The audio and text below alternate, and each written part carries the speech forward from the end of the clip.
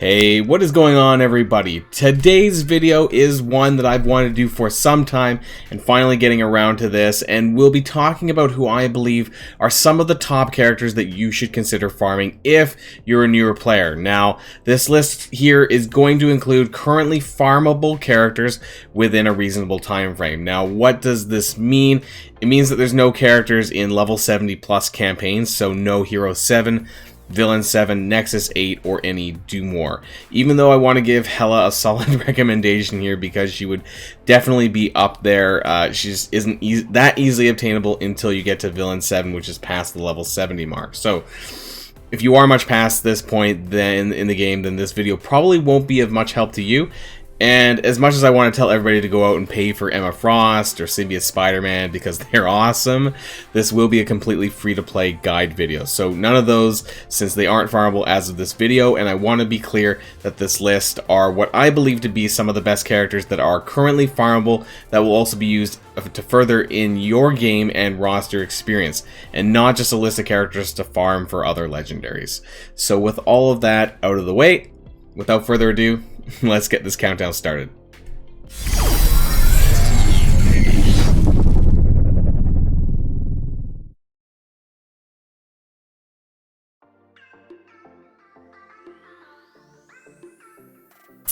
Alright, so starting in at number 10, you have to start somewhere, right? So we're starting with the Asgardian Trickster, and that is Loki. Now, what can I say about him? You know, he is quite good as a villain, cosmic, mystic controller. I know those are a lot of tags. He actually does have quite a few of them as well, and obviously part of the Asgardian team. So he can be used in quite a few different places, especially in the campaign. So he does have the villain tag, so he is usable in the villain campaign. He's usable in the cosmic campaign, the mystic campaign, where you actually do have to find him there anyways for farmability. But he is also used in order to unlock Hela in the future. So I know we're not talking about the 70 plus campaigns, but he is a good character to have for that because he is a villain, mystic controller, which are the characters that you need to use to unlock Hela. The villain 7-6, I'm pretty sure it is. And he is part of the Asgardians, like I said, so he is usable to unlock Black Bolt as well. Even though I'm not specifically going for characters that are used to unlock legendary characters, he is worth that nod.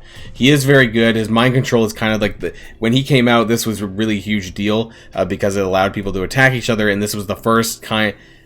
Actually, I'm going to take that back. I'm not sure that was the first one because I don't remember who came out first, Mystique or Loki. To be honest, I think it was actually Mystique, maybe.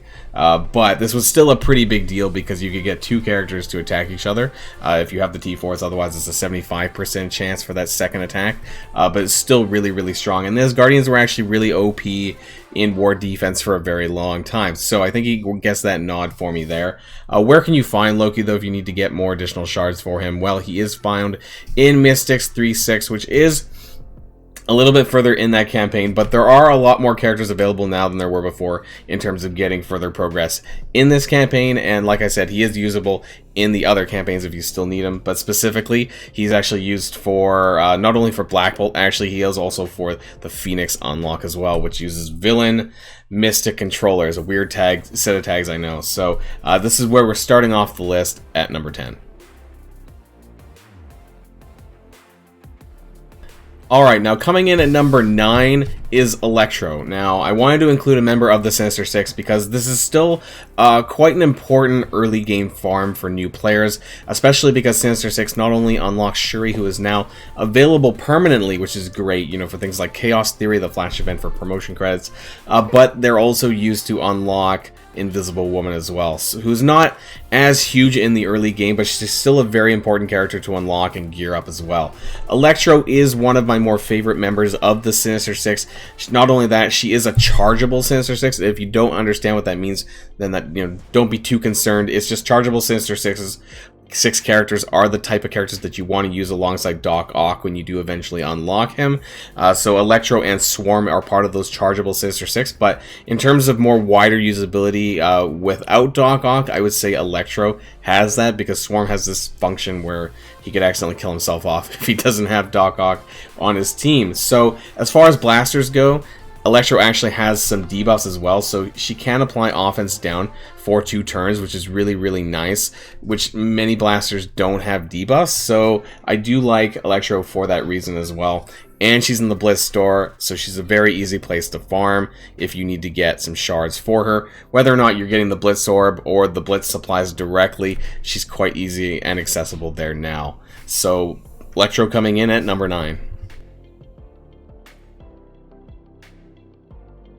Now, coming in at number 8 is Venom. And you might be a little bit surprised by this, a little bit maybe. I will actually say up front here that Carnage isn't on the list, so I had to decide between Venom and Carnage.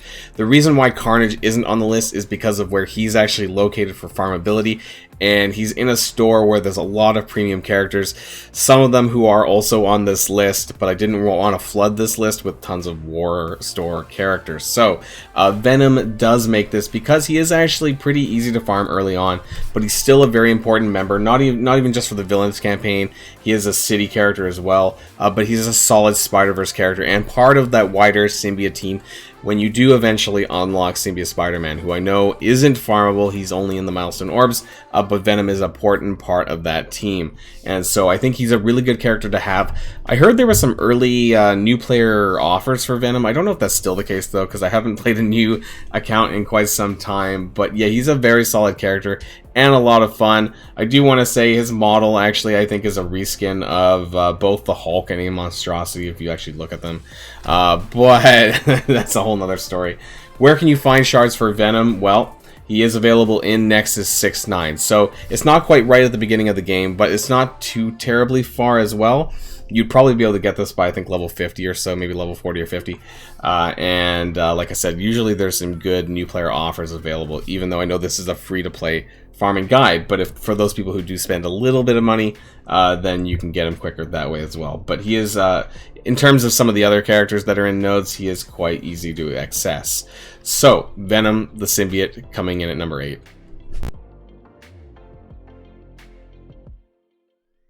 Now, I realize that we've been doing mostly villains up until now, so we're gonna add a hero character here. Coming in at number 7 is Loki's other brother. Loki's only brother. I don't know why I said that. Thor.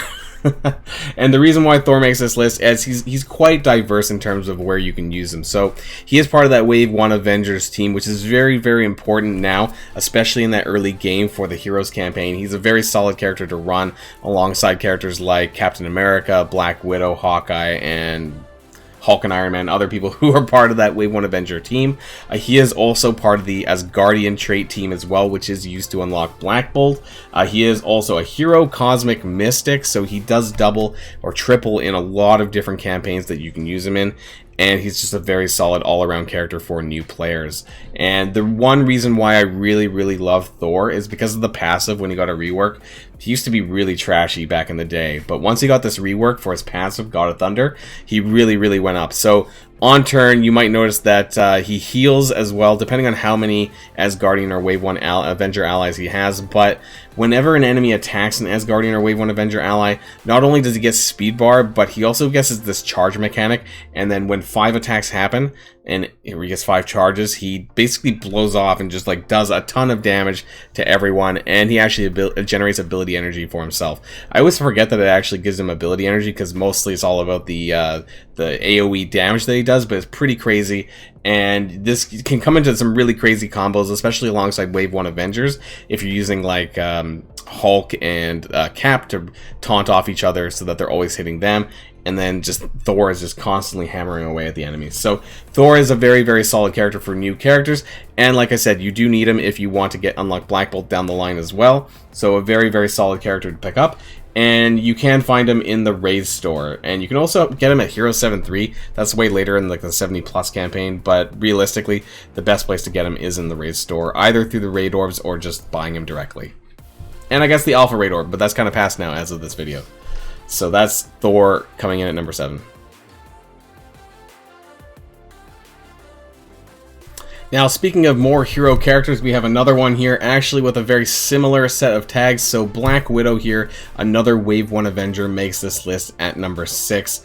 A very, very, very, very solid character. She has a whole slew of traits and tags, but Hero Global, Skill Controller, Shield, Wave 1 Avenger, and Avenger. She was like one of the most OP characters back in the day. She was extremely meta. She still is pretty good. You can use her in a lot of different places. And actually, she has this plus of being usable in Dark Dimension if you want. If you happen to get some decent red stars on her, then you can use her in Dark Dimension 3 Global, Dark Dimension 4 Global. I know this is a very early game player guide, but she is someone that you can take up and kind of gear up and know that she's going to be useful down the line. Specifically, her camouflage tech is really nice because not only does it just speeds up to self and all Shield and Avenger allies, so this does cover all of the Wave 1 Avengers because they also all have the Avengers, the regular Avengers trait as well for 2 turns. So this is really nice, and it does actually have a 60% chance to speed up all allies for 2 turns that aren't Avengers or Shield characters, so she's still pretty good here. I do want to say that Black Widow will be getting a skilletary rework. This is the skill military tag that they're going to be adding on to Black Widow in the next patch, I'm pretty sure, for patch 5.3, so I would keep an eye out for that because she's going to be getting even more love then as well. And where can you find Black Widow? Well, she's been made a lot more player friendly here at Villains 1-9. This is basically like right in the beginning of the game, so you can start farming her very early on, and that's great because she is a very solid character that you're going to want to build up if you're a new player, so definitely get on that. Black Widow at number 6.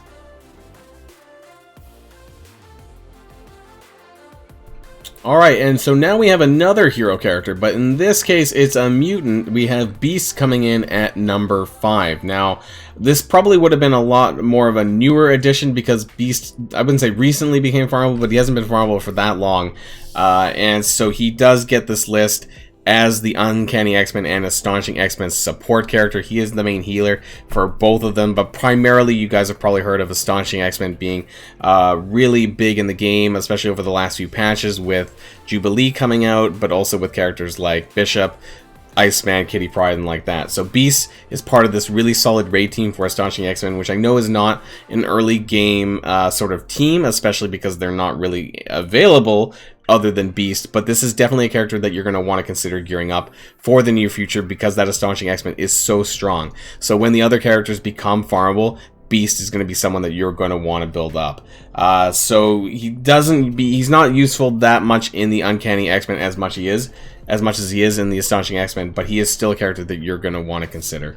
So where can you find Beast?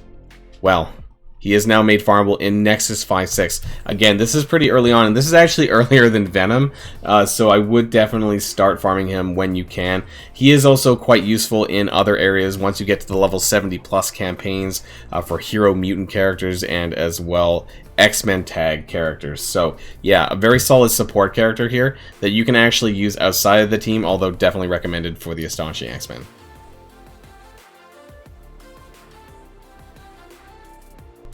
Alright, and so now we start to get to some of the more premium characters here. Coming in at number 4, we do have Ghost, who was more recently made farmable not too long ago into the War Store. This was just before Jubilee came around. And she is a very important character for Dark Dimension. You can use her in other game modes as well, but particularly she was designed for this, and that's why I really want to raise her here, because this is somewhere where you're going to have to level as you come up through the game, and getting ready for Dark Dimension 2, which is around the level 70 mark, and especially the other modes of Dark Dimension as you go further up as well. So this is something that you're going to want to consider, and somebody that you're going to want to gear specifically for this, because of Quantum Entanglement, her passive. So there's a lot of text here, but specifically I want to draw your attention to this part at the very bottom. So in Dark Dimension, this is all Dark Dimension text, on any enemy's turn, apply offense down to that enemy. So basically whenever an enemy takes a turn, they're going to get offense down. So there is a character like this called Yo-Yo, in case you guys are unfamiliar with all the characters. But basically she's a Dark Dimension Yo-Yo with a lot more as well. So her ultimate Quantum Explosion also steals 15% health from all enemies and redistributes it to herself and other Pimtech allies, but largely you're going to be using just her. And so this does a lot of damage when you're in Dark Dimension.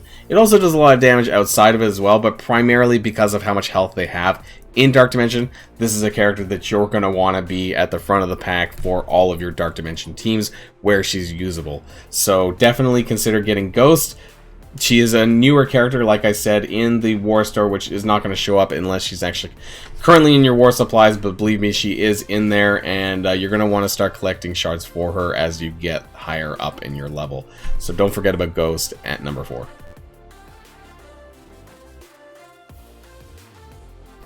Alright, so here we are at the top 3. Coming in at number 3, Mr. Sinister. It does seem like some of the best characters in the game are support characters, but yeah, Mr. Sinister, what can I say? A really, really amazing character. He, as you can see, I have him at gear tier 15, completely maxed out level 80, so very, very, very amazing character. Just recently, we actually had a Mr. Sinister Blitz, so maybe some of you guys might have had a chance to pick up some shards for him, but yeah, the reason why he's so amazing is his ultimate clone. So he is able to clone any character in the game. And when you do this, and depending on how high you have his ability levels generated, if you do happen to go all the way to level 7 on his ultimate, he does actually be able to get 7775 across all of his abilities for his clone, which is really good depending on who you decide to clone, but that can be really helpful. And why I think Mr. Sinister is also going to be really good throughout the course of this game, because of that reason, that he can clone other newer characters, which is also truly amazing. He is someone that is really, really great in this Marauders team of his, which is an amazing war defense team, although slowly getting more counters, but he is also great in Dark Dimension, specifically Dark Dimension 3 and 4, but he is also usable in Dark Dimension 2 if you wish as well, because of that clone mechanics. So yeah, very, very fun character to use, and definitely recommend gearing him up and getting shards for him. Once again, though, he is actually in the War Store, which you can't see, like I said, unless he's in the War Supply Store, which he currently isn't for me, but trust me, he is in there. So unfortunately, another premium character for the War Store. There's a reason why I kind of left a lot of these characters for the top of the list, because realistically, the War Store is where a lot of the most highly coveted characters are. So Mr. Sinister landing in that number 3 position.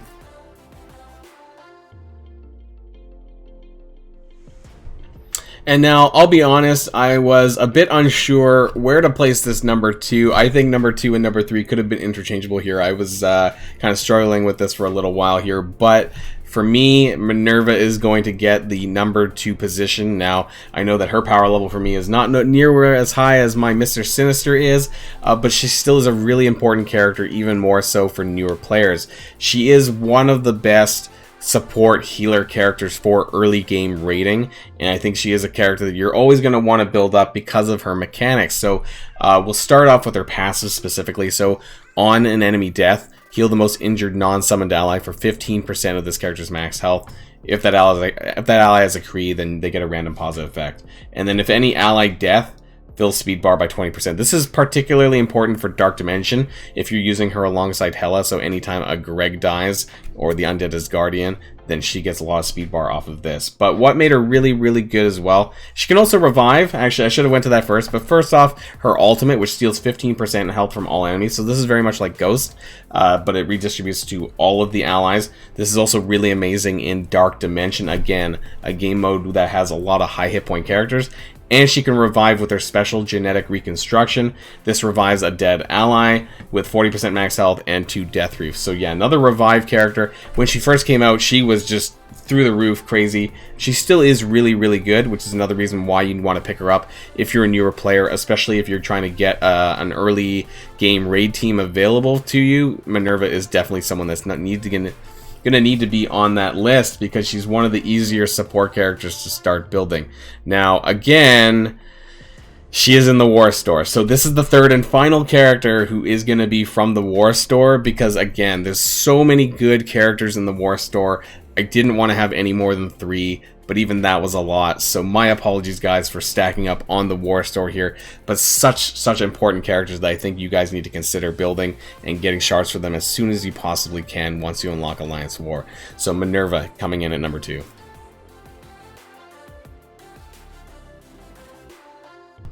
And finally, for the top slot, honestly, I don't think there was any contest here for me personally. If you guys have another thought about who should have made this list, please feel free to leave that in the comments down below. Baron Zemo for the number 1 slot of best farmable character for newer players. Reason why this is, A, you know, he just absolutely destroys campaigns in any of the ones that you can use him in, specifically in Villain and in Nexus, because he just completely obliterates minion characters, and there's a lot of them in those early campaigns, especially as you're leveling up. He is a very, very solid character. I mean, clearly, I have him in Gear Tier 15, and I have him maxed out, so he is really, really strong. The reason for this is his passive. So not only does he really buff the shit out of Hydra characters, but he does this thing, I call it the Hydra explosion or the Zemo explosion. On turn, if charged, attack all non-minion enemies for 300% damage and all minion enemies for 400%, then clear positive effects. He clears 3 positive effects from all enemies, and then applies Disrupt for 2 turns to all minions. And then on spawn, he gets this. So on spawn, gain the charge. So at the start of every match, he's going to explode and just like do damage to across the field and clear positive status effects. And if they're minions, it does even more. He just completely obliterates minion characters. His special is on a cooldown of 2. And it does like crazy, crazy damage against minions. It's single target though. And his ult is another way for him to gain charge mid-battle outside of the on-spawn charge. So yeah, unfortunately this is a bit of a longer cooldown. You're probably only going to get like 2 explosions per battle. But I mean, it's just crazy the amount of damage that he can put out against minions. And he just has a really amazing kit. He's someone that you're going to want to take up further, someone that you're going to use in all parts of the game, in my opinion. Maybe with the exception of raids, but even then you could probably make an argument for him depending on what you're running. Baron Zemo, very, very strong character. Definitely, definitely get him. Please, if you're a newer player, actually if you're any player, you probably need to get Baron Zemo. And where can you get him? Well, other than this bad offer, this is not a terrible offer, but I wouldn't buy it. He is available in the raid store, so via raid supplies directly, or through the raid orb. That's where you can pick up shards for Baron Zemo. This was somewhat of a more recent addition, not too long ago, and definitely a more player-friendly one in my opinion. So there we are, guys. Baron Zemo at number 1, and that also ends my list. So I want to thank you guys for watching this video, and let me know if you think my list is a bit crazy or if I should have made adjustments to this. Leave all of that down in the comments down below. And of course, until next time, guys, stay safe, and I'll see y'all later. Boylan signing out.